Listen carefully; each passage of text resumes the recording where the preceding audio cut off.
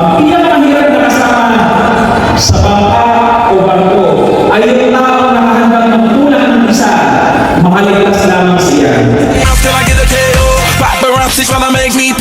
Ang biggest asset talaga natin ay mindset natin. Kasi pag inisip natin na hindi natin kaya, hindi talaga natin kaya. Pero pag nagpursige tayo at minutugay natin sarili through that thing, kaya-kaya natin yun. Maniwala at magtiwala lang tayo. If it's really meant for us, it will find its way. To make them stop and stare at